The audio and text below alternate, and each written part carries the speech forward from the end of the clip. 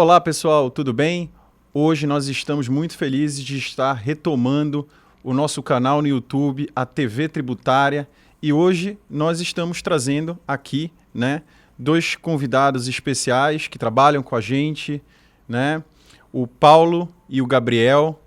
Para começar, vou me apresentar também o meu sócio, que vai conduzir também essa entrevista, nesse nosso primeiro podcast. Me chamo Dil Carneiro, sou sócio fundador do escritório Assunção e Carneiro Advocacia Tributária e ao meu lado está Domingos Assunção. Você pode falar um pouquinho sobre você?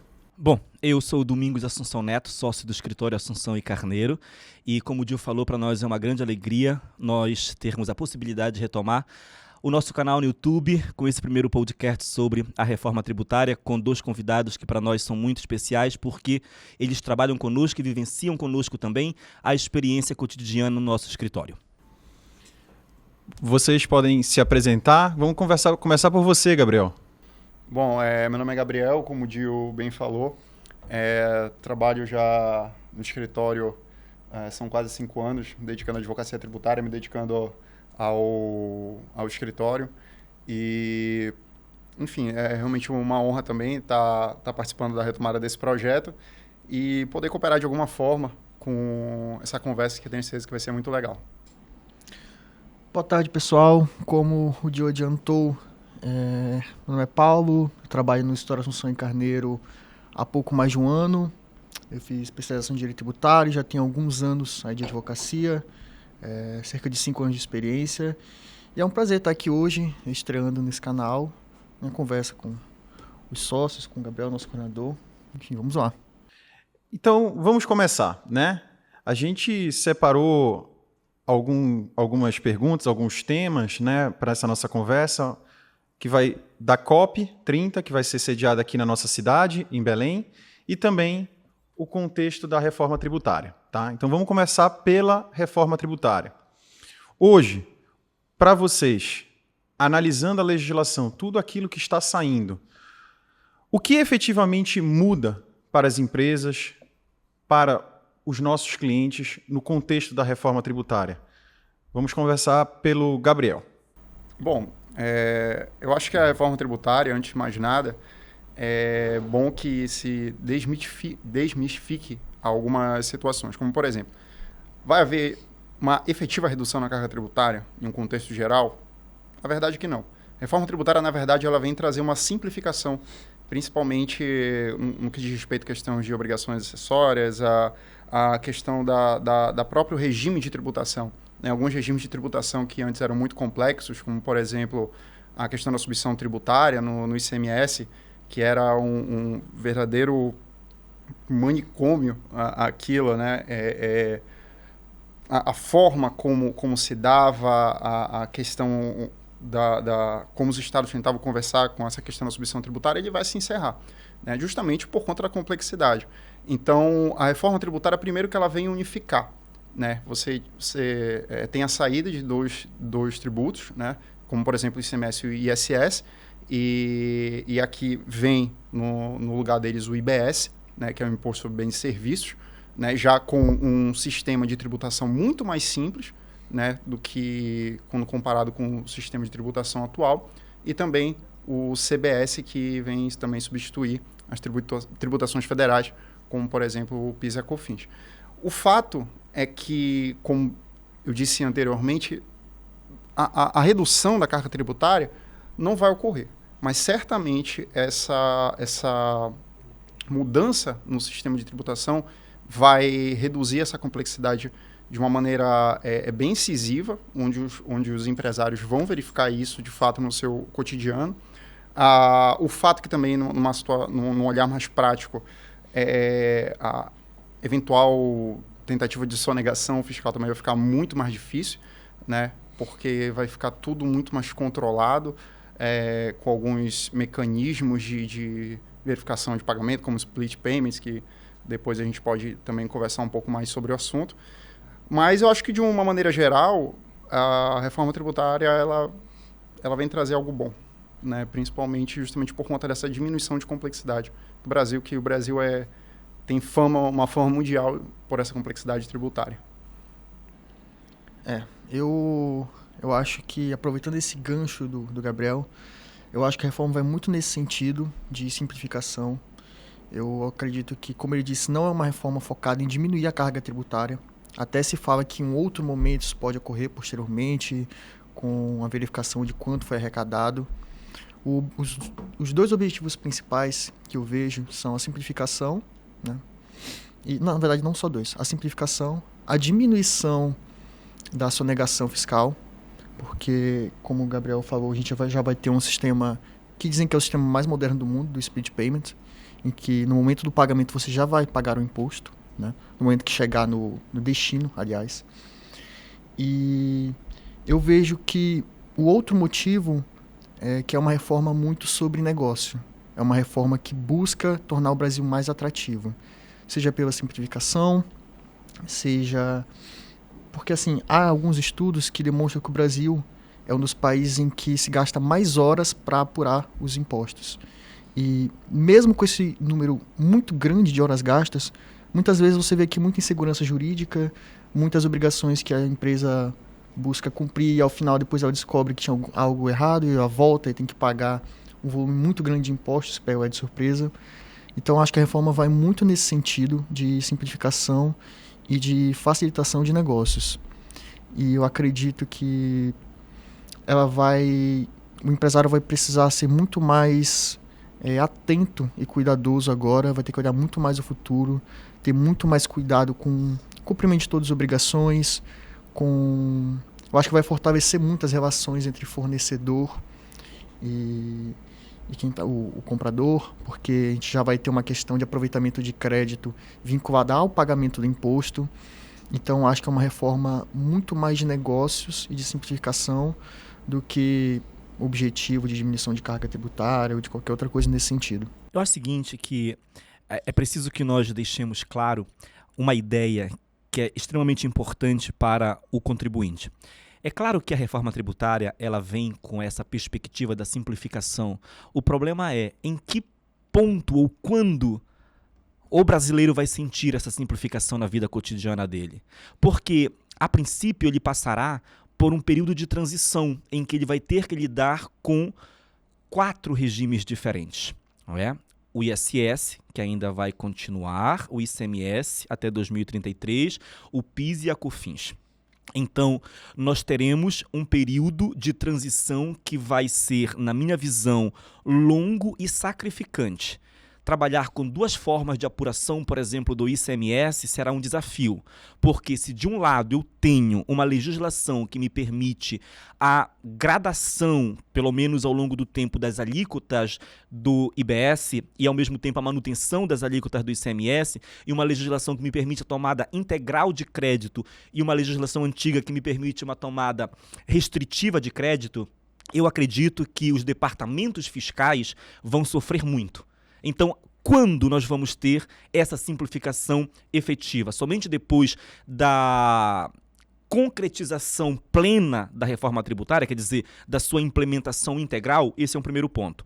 Segundo ponto, ao longo desse período, como é que o departamento comercial, quer dizer, aquele departamento que trabalha a venda, que tem uma responsabilidade muito grande sobre a composição de preços de produtos e serviços, vai se comportar. Porque, por exemplo, em se tratando de ICMS, nós tínhamos o famoso cálculo por dentro, em que o contribuinte, aliás, o consumidor final, lá na ponta da cadeia, pouco sabia sobre a carga tributária que incidia sobre a operação na qual ele estava inserido. Agora, com a ideia da simplificação, o cálculo do IBS vai ser por fora, mas nós teremos 2 cálculos, um parcial por dentro e um parcial por fora. Quer dizer, não me parece ser muito simples essa ideia, não é? E aí o contribuinte, que vai ser o sujeito passivo dessa relação, ele tem que tomar muito cuidado, porque se ele acha que ele vai ganhar embutindo o preço por dentro, ele pode se prejudicar. De repente ele pode vir com aquela ideia antiga de que não, eu vou deixar o preço do tributo por dentro do preço do meu produto, porque eu vou ganhar com isso. Eu acredito que há uma compreensão equivocada nesse cenário, porque o concorrente dele vai de repente colocar por fora. E aí ele ganha vantagem na operação, na realização da venda.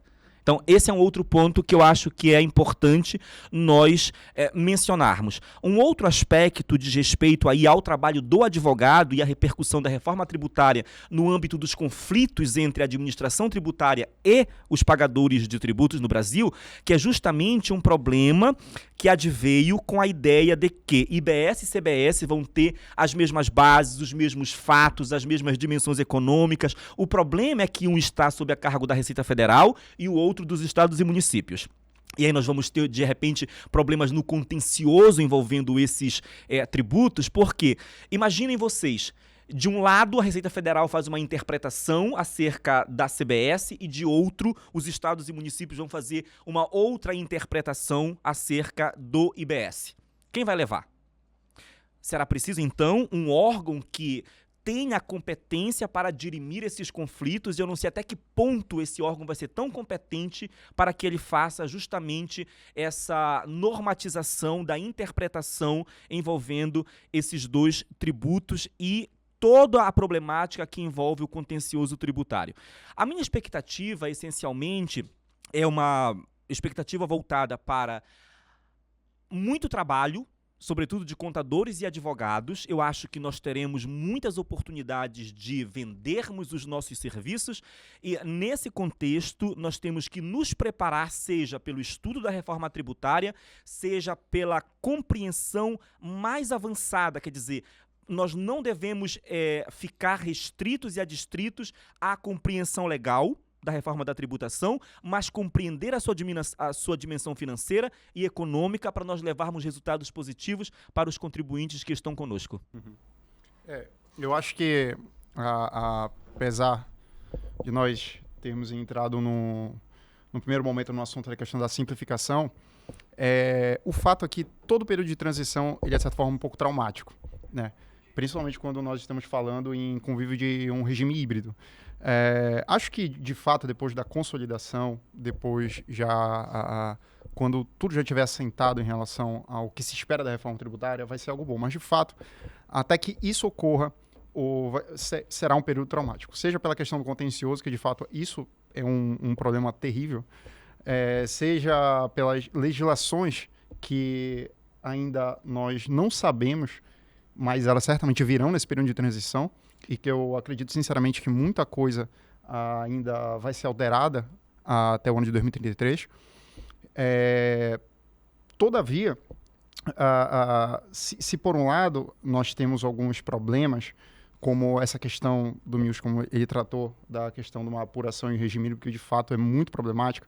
Por um outro lado, hoje, olhando pela perspectiva por exemplo, do ICMS, e quando nós analisamos pela perspectiva de empresas de transporte, nós temos algumas situações, algumas aquisições dessas empresas que, em tese, gerariam crédito, porque são considerados insumos, mas a verdade é que essa classificação como algo sendo insumo ou não, sempre cai num certo subjetivismo, né? Onde, obviamente, o contribuinte vai querer analisar de uma forma que se enquadre numa possibilidade dele tomar crédito, e a Secretaria da Fazenda vai querer interpretar de uma forma que sempre vai ser, talvez, mais benéfico para os cofres públicos. Acho que com a questão da reforma tributária, tendo essa análise mais ampla do que seria, o que daria possibilidade do crédito, que na verdade seria tudo, né, independente se for insumo, uso e consumo, isso é algo positivo, olhando por essa perspectiva. Mas, de fato, quando nós analisamos a questão do regime híbrido, será certamente traumático, e começa já no ano que vem, apesar de ser com a aplicação de uma alíquota teste ainda, né? Mas a nota fiscal já vai precisar estar consignando as alíquotas de IBS, CBS, que, enfim, acho que ano que vem nós já vamos ter alguns problemas que vamos ter que analisar no caso concreto e fugir um pouco do mundo das ideias. Vocês trataram um pouquinho sobre a questão do split payment, né? E eu queria que vocês abordassem um pouco sobre esse assunto aqui, porque a gente está falando de um contexto de uma reforma tributária, né, onde, como dito pelo Paulo, é uma das mais profundas e uma das mais tecnológicas do mundo, né? E essa novidade não existe em qualquer outro lugar, né, do nosso planeta, né? E aí eu queria que vocês tratassem um pouquinho mais, explicassem para quem está nos acompanhando sobre o que é, como é feito, qual é a ideia, já existe na legislação a forma como vai ser dado esses pontos. Expliquem para a gente um pouquinho mais. É o seguinte, que em relação ao split payment, nós temos uma particularidade muito interessante. Primeiro, que ele é uma categoria jurídica de extinção do crédito tributário previsto na Constituição Federal.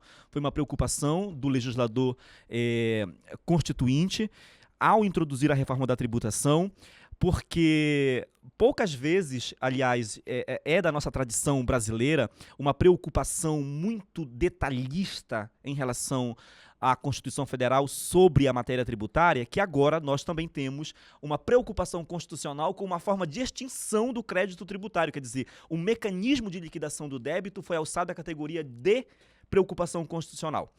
E quando você faz um paralelo entre as duas legislações, quer dizer, as duas leis complementares, o CTN e a lei complementar que regulamentou o IBS e a CBS, em termos de linguagem, a nova lei diz que o split payment é um mecanismo de liquidação do débito, de extinção do débito tributário, enquanto o CTN, evidentemente, não trazia essa realidade, porque é uma novidade, trata da liquidação do crédito tributário, né, como pagamento, compensação, prescrição, coisas dessa natureza.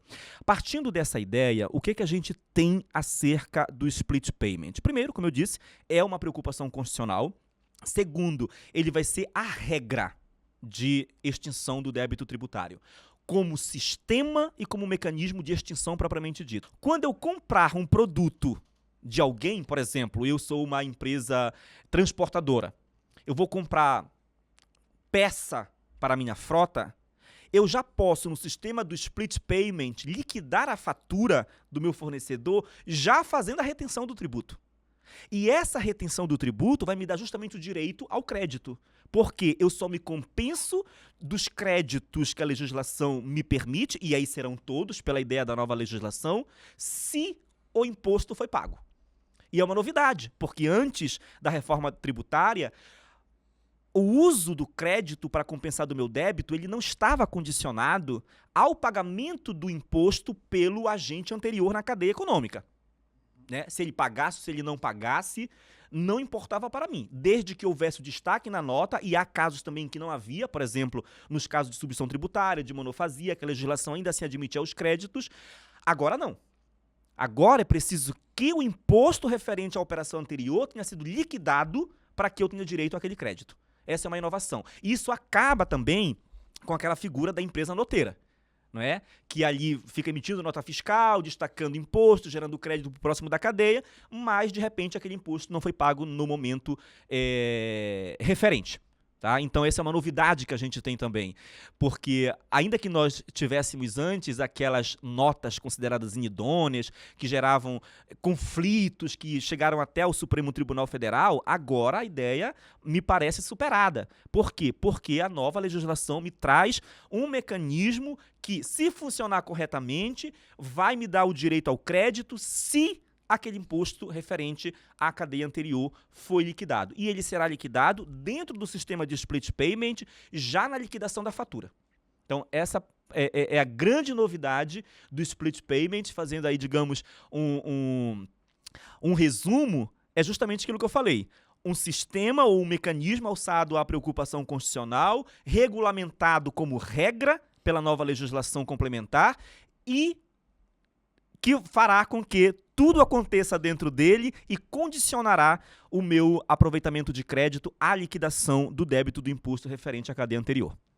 É muito interessante essa questão do split payment, né? E essas novidades que estão sendo abordadas até de forma constitucional, né, no caso. E eu também gostaria de saber um pouquinho mais, no contexto de reforma tributária, como é que ficaria a questão dessas empresas que hoje no Brasil representam pelo menos mais de 70% do grupo empresarial, né, brasileiro. O Simples Nacional é uma fatia enorme. Então, num contexto de reforma, como fica esse empresário? Qual é a ideia da reforma para esse grupo? Só para não perder o gancho da nossa nosso assunto anterior e já começar o novo, eu acho que esse ponto que o Domingos trouxe, explicando sobre o Speed Payment, sobre a capacidade tecnológica desse novo sistema, como é um sistema inovador, como é um sistema de pagamento imediato, eu acho que tudo que ele disse sobre a relação da possibilidade de tomada de crédito vinculada ao pagamento, sobre o recolhimento instantâneo e sobre a complexidade e dificuldade desse sistema, eu acho que volta muito porque justamente o Domingos tratava anteriormente da quantidade de trabalho que tanto os contadores quanto os advogados tributaristas vão ter e na capacidade que nós vamos precisar de entender os reflexos financeiros da empresa. Porque, por exemplo, quando o Domingos traz a necessidade de pagamento do imposto para acreditamento, vai ser necessário entender como funciona o fluxo de caixa da empresa e preparar a empresa para isso. Porque o que acontecia antigamente é que as empresas trabalhavam com o dinheiro do imposto que não era dela, né? E isso não vai ser mais possível, porque o recolhimento vai ser imediato. Então, vai ser preciso que tenha um olhar muito financeiro, uma preparação e uma conformidade muito grande. Uma organização, né? É uma organização muito grande, acho que principalmente aí do contador, claro, né, com o auxílio do advogado, para que a empresa não fique sem fluxo de caixa, para que ela não seja pega de surpresa. E como o Gabriel falou, esse é um sistema de transação que já vai começar ano que vem. Ainda que seja com a alíquota teste, esse é um sistema que já está na nossa porta. E apesar de ver muito esse sistema ser muito estudado por contadores, por advogados e até por grandes empresas, eu sinto que ainda tem muita gente que não entendeu isso. Eu sinto que tem muito empresário que ainda não percebeu como ele vai precisar ter um controle financeiro e uma organização muito maior. Isso é uma coisa interessante, porque por onde eu vou, eu falo que um dos grandes setores impactados com a reforma tributária é justamente o departamento financeiro. Porque é lá, na ideia da liquidação do débito, que a empresa terá que se organizar em relação ao seu fluxo de caixa. Hoje ela trabalha como? Emito a nota fiscal e ofereço a tributação para pagamento no mês seguinte. Não é? Essa é a ideia que nós temos hoje. Ela pode pagar, ela pode não pagar, ela passa o crédito adiante, ainda que ela não tenha quitado o imposto dela. Mas com a reforma da tributação, essa lógica muda. Por quê? Porque quando ela recebeu o pagamento da fatura dela, a cota-parte referente ao imposto já fica retida. A cota-parte referente à contribuição já fica retida. E aí ela tem que estar preparada para isso. Porque antes ela recebia tudo. Ela podia até não pagar o imposto dela, a contribuição dela, mas ela recebia integralmente o valor da fatura. Agora, nisso tudo também tem uma vantagem. Por quê? Se antes nós tínhamos discussões extravagantes sobre conceito de renda, de faturamento, porque parte do faturamento se referia a imposto, a tributos como um todo, agora me parece que essa questão também caiu por terra.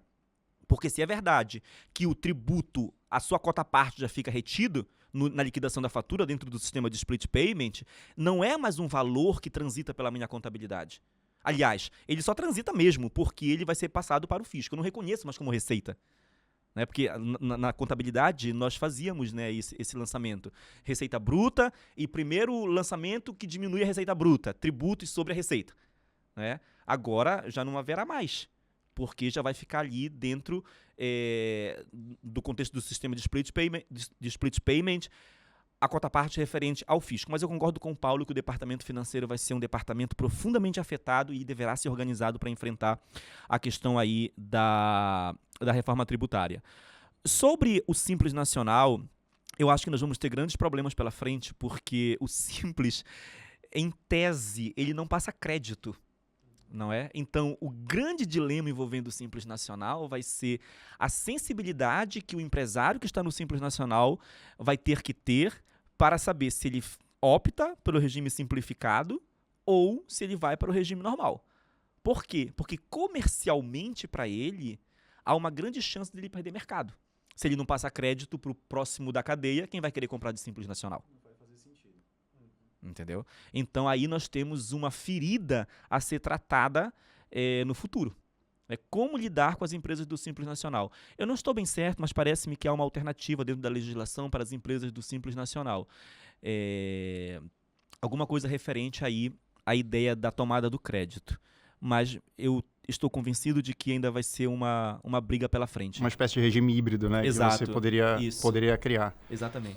E aí, também fazendo também esse gancho também com essa questão do split payment ainda continuando, eu acho que, além desse ponto do financeiro, um ponto que eu acho muito interessante é que o Estado físico aqui, ele tenta criar uma ideia de fiscalização mútua, né? Entre o fornecedor e o adquirente, né? Ele parece que ele tenta tirar, vamos dizer assim, a sua responsabilidade de fiscalizar o contribuinte e cria algo para que dentro daquela cadeia econômica eles possam gerar uma fiscalização mútua, porque eles têm que entender, se eu não fiscalizar o meu fornecedor, eu vou estar perdendo dinheiro. E eu acho que nada melhor... porque ele vai comprar daquele fornecedor que paga as suas efetivamente está pagando. Exatamente. No final das contas, iria ter tipo um Serasa de fornecedor. Só compra daquele que está efetivamente... Mas se tu olhares com calma, tu vais perceber que é uma tendência dentro da realidade brasileira. Por exemplo, mesmo sem reforma tributária, nós já tínhamos comportamentos e atitudes de empresas que exigiam dos seus fornecedores certidão de regularidade fiscal, certo? Certidão negativa de débito trabalhista, certidão negativa de débito previdenciário. Por quê? Porque há um medo que paira no ar em relação a essas empresas, que é justamente o receio de elas serem envolvidas no débito das empresas que são fornecedoras delas. Eu lembro de um caso no Nordeste, de uma empresa que nós atendemos, que ela era a empresa mais premiada entre as fornecedoras de uma grande empresa nacional, mas mesmo assim ela perdeu o contrato dela. Por quê? Porque ela tinha um passivo tributário extremamente grande. E aí, de posse dessa informação, eu posso falar a empresa nacional, que é a Companhia Siderúrgica Nacional, optou por rescindir o contrato de prestação de serviço. Por quê?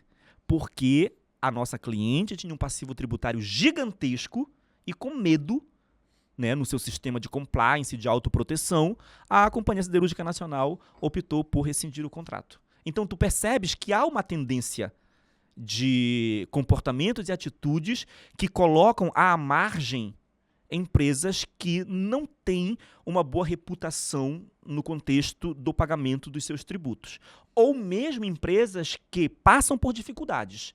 Porque há aquelas empresas que a gente pode chamar que são as vivaldinas, que não pagam os seus tributos, e as empresas que passam por dificuldades, efetivamente. De repente, uma empresa enfrenta uma crise no seu setor de atividade econômica, não é? E opta por pagar os seus fornecedores, por liquidar outros débitos, pagar sua folha e deixa os tributos ali em abertos.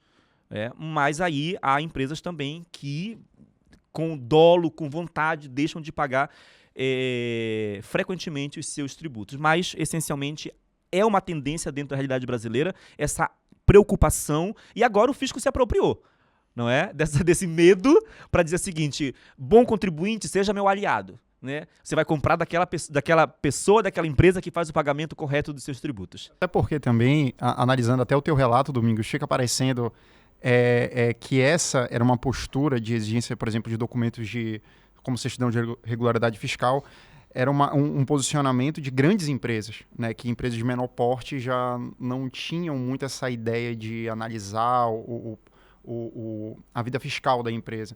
Só que agora, pequeno, média, grande, todo mundo vai estar todo mundo entrando no bolo, né? Bom, como dito agora pelo Domingos, o conceito, muitas das empresas acabam até desistindo de fazer negócios com outras empresas por causa de passivos tributários. O setor de compliance estão hoje muito em evidência, que é o setor de governabilidade. A gente não pode esquecer da ESG, né? Que muitas empresas hoje vêm adotando, que é a questão ambiental, sustentabilidade e governabilidade, né? E esse mote, né, das empresas atualmente está em muita evidência, tá? E não podemos deixar de mencionar hoje o grande evento que vamos ter na nossa cidade, que é a COP30, né? Que vamos estar falando de florestas, governança, né, dessas empresas, e a importância de uma crescimento de forma sustentável, tá? Nesse contexto de COP30 para a nossa cidade, o que vocês acham que pode surgir? Quais vão ser as proposituras, né, em um contexto de reforma tributária que a gente está vivendo no nosso país?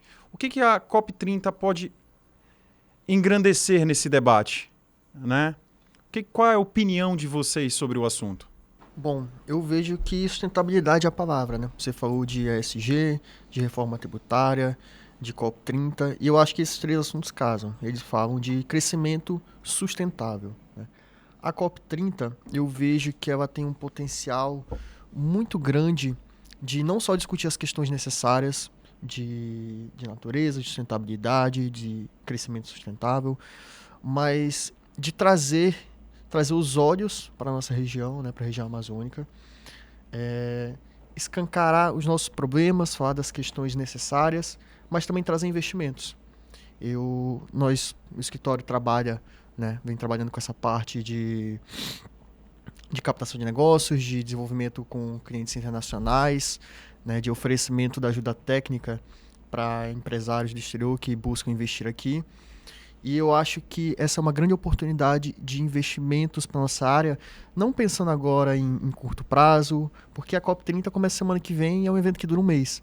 Mas eu acho que ela tem grandes possibilidades de, vamos dizer, mudar a história daqui. Porque muitas vezes a gente sente que a nossa região, né, ela foi deixada de lado, ela foi meio que esquecida por muito tempo, e a gente não sente que os olhos dos investimentos estão para cá. E a gente tem muito potencial para ser explorado. A gente tem potencial econômico, a gente tem potencial, seja pelo turismo, seja por reservas naturais. Agora, recentemente, tem uma questão que está sendo muito debatida, inclusive no cenário nacional da COP30, que é do petróleo, né? Que é uma discussão bem profunda, porque algumas pessoas entendem que há uma contradição entre o momento do evento que nós estamos vivendo e desses investimentos, né? Um debate bem complexo. Então, eu sinto que são três assuntos que casam, né? E são três discussões que nós vamos ter que ter. Isso que a gente está falando agora sobre petróleo, sobre a nossa região, sobre desenvolvimento, entra justamente no ESG. A gente vai ter que buscar conciliar essas questões, né? Trazer os investimentos... Exploração pela exploração. É necessário trazer o investimento, né? Deixar que ele ocorra, mas a gente tem que ter muito cuidado em como ele vai ser feito. Quais são as condições, o que pode ser feito e o que não pode. Pela perspectiva financeira da empresa, né, a obediência à questão da governabilidade, à questão da sustentabilidade, certamente é um selo importante para a empresa, para fins de marketing pessoal no mercado, né? E a questão da COP e a questão da reforma tributária, além de ser um momento de trazer investimento, e aqui do ponto de vista do investimento internacional, é muito interessante, mas é também importante que o empresário, né, empresários de outros países, principalmente que estão nos vendo e muito possivelmente talvez nem estejam acompanhando a situação tributária do Brasil, estejam atentos a essa reforma. Por quê? Falamos, né, há pouco tempo da questão da transição, que pode ser um pouco traumática, e eu sinceramente creio que seja algo normal ocorrer uma transição traumática, justamente por conta desse regime híbrido.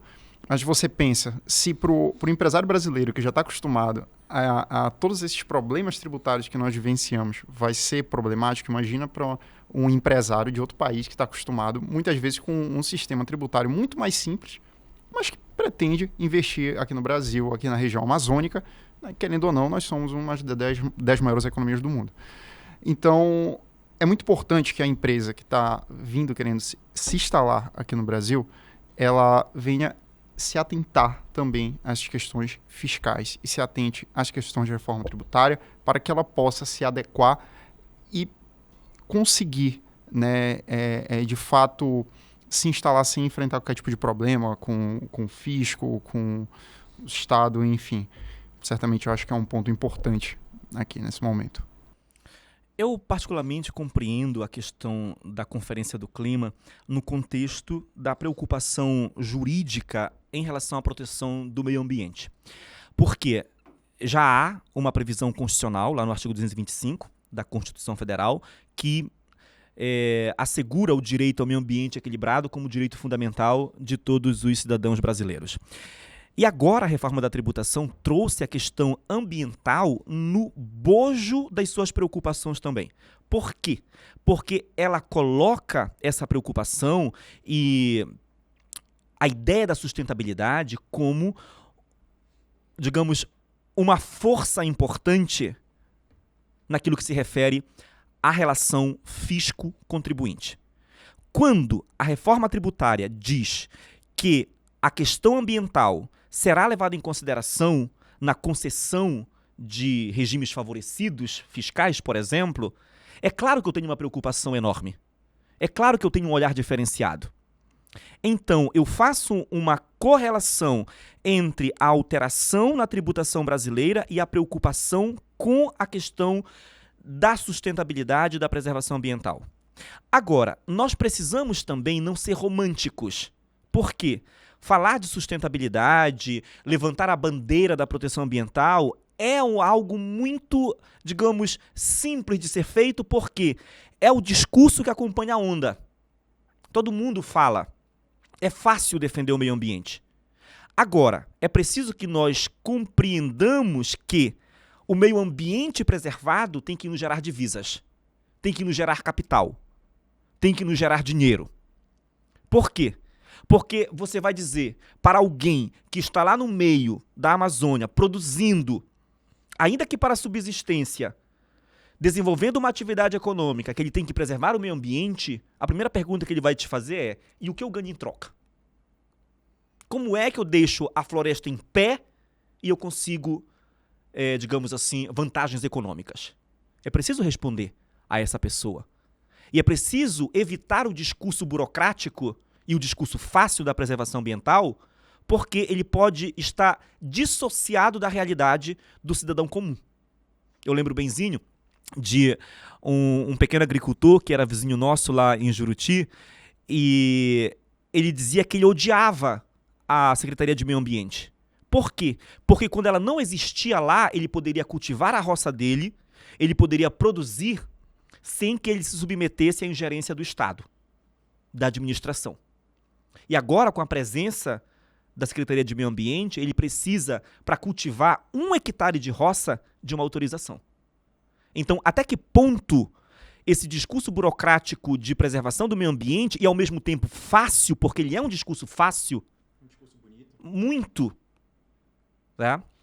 De repente, pode padecer de uma legitimidade social. Tá? Essa é uma questão que eu reputo ser das mais importantes. Trazer legitimidade social para a questão envolvendo a preservação do meio ambiente.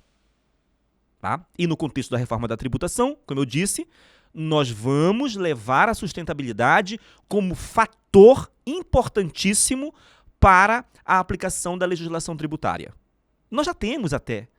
Tem a ideia do ICMS verde, que, digamos, premia, né, determinadas empresas, tem a ideia do crédito de carbono, exatamente, nós já temos, digamos assim, discussões ainda que diminutas, não tão diminutas assim, não tão pueris, mas que já, digamos, fazem parte do nosso repertório. Agora a questão vai ficar um pouco mais ampla. A minha reserva é esta que eu falei para vocês. É preciso que se tome cuidado para que nós não saiamos por aí levantando bandeiras e propagando discursos que são fáceis porque eles seguem a onda, eles seguem a correnteza. Então, me parece que foi um acerto, né? A COP vir aqui para a nossa região, que é uma região que recebe muitos discursos bonitos. Vamos preservar a Amazônia, vamos fazer isso, vamos pensar na floresta, vamos pensar no pulmão do mundo. A gente escuta muito isso, né? Só que as pessoas esquecem que existem pessoas aqui, né? E que necessitam de desenvolvimento. Durante muito tempo falaram que era impossível realizar a COP aqui, né, no nosso estado, na nossa cidade, e até com um certo tom de bairrismo, né? E me parece que uma COP que mostra a realidade da Amazônia é a melhor copy que a gente pode trazer. Tá?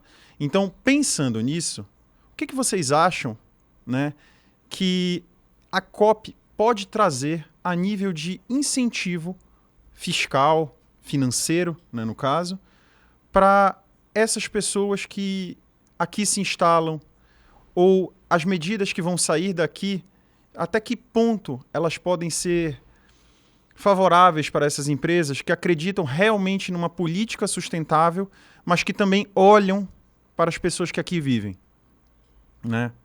Gil, eu acredito que, assim como você falou, é muito importante que essa COP seja aqui para que seja conhecida a nossa realidade, né?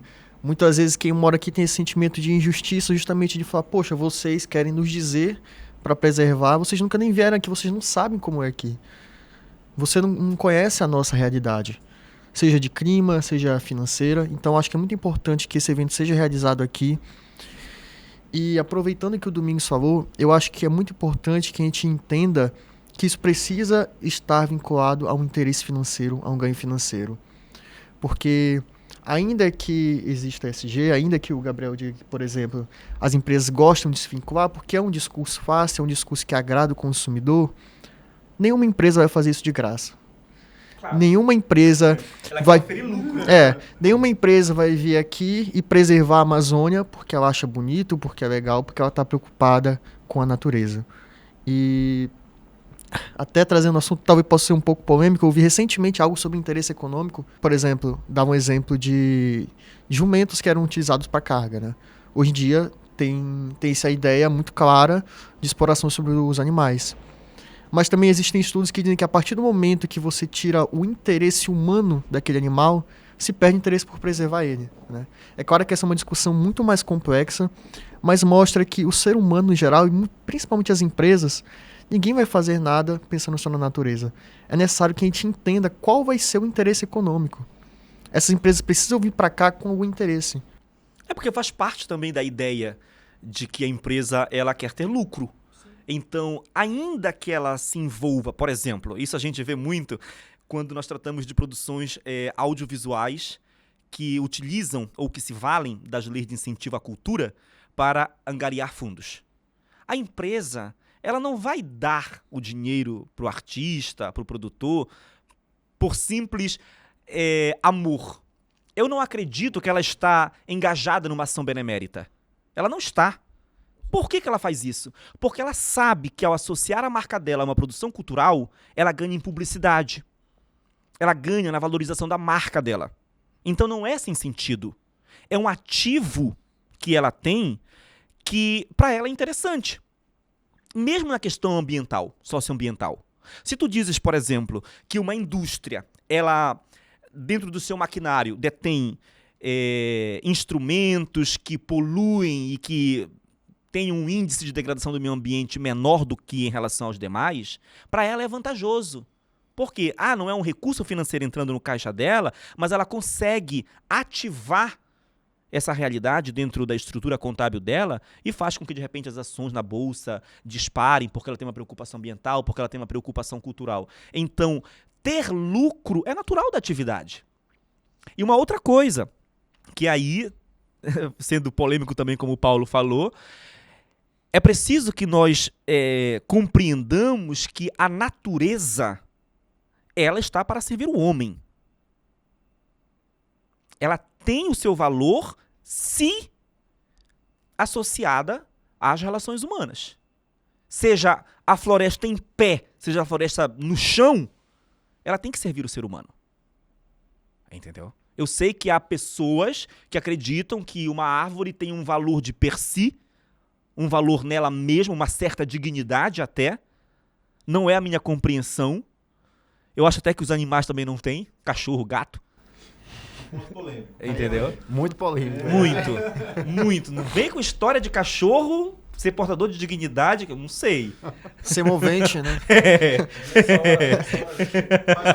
Corta com comerciais. Mas é verdade. Volta o fato é que a minha compreensão, talvez seja uma compreensão cristã conservadora, é preciso acabar com essa ideia de endeusamento da natureza. A natureza está para servir. Eu vou derrubar 2 hectares de mata virgem para fazer uma roça, um roçado, para sobreviver. Não, eu tenho que deixar aquela floresta em pé, preservada. Mas o fato é que a razão última, seja da derrubada, seja da preservação, é a satisfação de um interesse legítimo do ser humano, que é a subsistência, que é a sobrevivência. E eu acho uma coisa engraçada que eu me lembrei, e é independente da forma que nós interpretamos a relação do homem com a natureza, mas foi de uma temporada que o Domingos ele passou na Inglaterra, né, Domingos, fazendo intercâmbio, e aí ele trouxe pra gente um relato, convívio lá com um colega dele, que eu não me lembro de qual era, não sei se ele era inglês, se era de outro lugar, mas que ele não tinha a mínima noção da realidade daqui. Ele não sabia, o Domingos, eu acho que ele chegou a comentar, olha, só no meu estado são quase 9 milhões de pessoas que vivem lá. Acho que tem países na Europa que não tem essa população, né? E o cara não tinha a mínima ideia. Era meu professor. Ele era professor ainda. Mais absurdo ainda. Era meu professor, nós estávamos estudando justamente a questão de sustentabilidade e ele me perguntou de onde eu era, eu falei que eu era brasileiro, que eu morava no norte do Brasil e para deixar um pouquinho mais famosa a minha origem, eu falei que eu era justamente da região ali, da região amazônica, e para ele foi uma surpresa tamanha, porque ele não aceitava que na Amazônia pudesse ter gente vivendo. Na cabeça dele era uma floresta fechada, tá? Sem vida humana, talvez no máximo exploradores, mateiros, não é? Então é o relato que eu trago e trouxe justamente para demonstrar essa ignorância, essa prepotência de pessoas que, a partir de um olhar de fora, fazem uma análise completamente deficiente da nossa realidade e não atingem, não é, a nossa vida cotidiana, os nossos dilemas, as nossas angústias, as nossas tribulações, querem impor uma agenda de preservação sem considerar o fator humano e a complexidade própria da nossa região. Então, quando eu disse para ele que eu morava no norte do Brasil, na região amazônica, para ele foi um susto gigantesco. E para mim ficou cada vez mais claro que nós precisamos aceitar com reservas os discursos que vêm de fora, porque eles são muitas vezes fabricados e eles não têm base.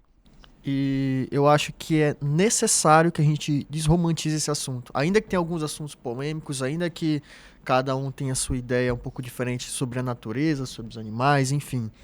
Porque senão a gente vai correr o risco de ser só um discurso bonito. Exato. Tá aqui a COP, vamos preservar, tá lá na Constituição, mas, ok, qual o incentivo? Se não tiver incentivo, ninguém vai fazer nada. É isso mesmo. A realidade é essa.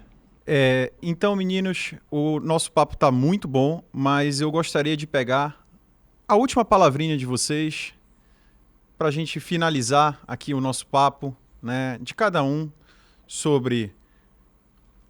Vamos evitar as polêmicas, já as polêmicas um pouquinho de lado, né? Vamos falar, para finalizar, sobre reforma tributária, tentar fazer um ganchozinho com o contexto agora da COP, né?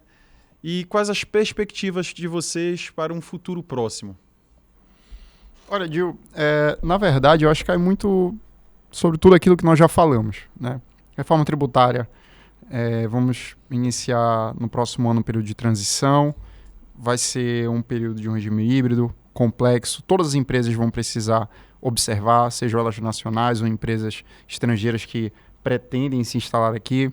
A COP é um momento importante de um olhar não só ambiental, não sejamos hipócritas nesse sentido, mas de um olhar para investimento mesmo, seja de outros estados, aqui na nossa cidade, ou seja de outros países. É um momento muito bacana e de captação de investimentos e que nós podemos nos aproveitar enquanto prestadores de serviços, os advogados tributaristas, os contadores, enfim, onde nós vamos conseguir auxiliar nessas empresas que querem realmente estão vendo uma oportunidade de negócios aqui. E, enfim, eu acho que já é uma realidade bem próxima, sinceramente. Né? Como eu disse, ano que vem, e para o ano que vem, restam 2 meses, né? Bate na porta e passa no estalar de dedos. Então, eu acho que aí um pouco sobre tudo aquilo que nós falamos e estamos aí para isso, querendo negócios. Bom, eu acho que é um momento, acima de tudo, de oportunidade. Porque a gente está falando aqui de complexidade tributária, de complexidade na área contábil, A gente está falando de simplificação da reforma a partir de um período, mas a princípio de sistemas híbridos, né? Então, e de investimentos externos, né? Principalmente para a nossa região. Não só para a nossa região, porque quando a gente fala de simplificação, a gente consegue trazer investimentos para o Brasil todo. Porque, como já foi falado, né? Se nós, trabalhando aqui, reconhecemos a complexidade do nosso sistema, imagina alguém que vem de outro país e fala: que cálculo é esse que vocês estão fazendo aqui? Que 20% sobre 100 não é só 20. Que conta é essa que você fez, né? Então, eu acho que vai ter muita oportunidade para tributaristas, para contadores, para empresários, seja para quem vem de fora, seja para quem está aqui. Porque quem se adaptar primeiro vai ganhar, cara. E, honestamente, eu acho que muita empresa vai quebrar, porque muita gente não está percebendo o que está acontecendo, né? Muita gente talvez não consiga se organizar a tempo. Então, eu acredito que é um momento de muita oportunidade financeira. Eu concordo com o Paulo, e naquilo que diz respeito a mim, eu quero aproveitar esse manancial de oportunidades, possibilidades, conflitos e incertezas para monetizar, para ganhar dinheiro. No final é a preocupação maior, Para né? mim é o que importa. Bom, pessoal, então esse foi o nosso primeiro podcast, né? A gente gostaria de agradecer a todos que nos escutaram, pelo menos um pouquinho, né? Trouxemos algumas polêmicas, algumas perspectivas, e gostaria de dizer a todos que esse vai ser um projeto de lançamento mensal. Então, nos próximos meses, vocês podem esperar, né, a presença de parceiros, clientes, contadores, pessoas que vão trazer novas perspectivas, e vamos tentar aqui desmistificar um pouco essa seara tributária na questão dos negócios desses nossos clientes e parceiros contadores também, tá? Muito obrigado a todos e um excelente dia. Não se esqueçam, se inscrevam, curtam e comentem aqui. Muito obrigado.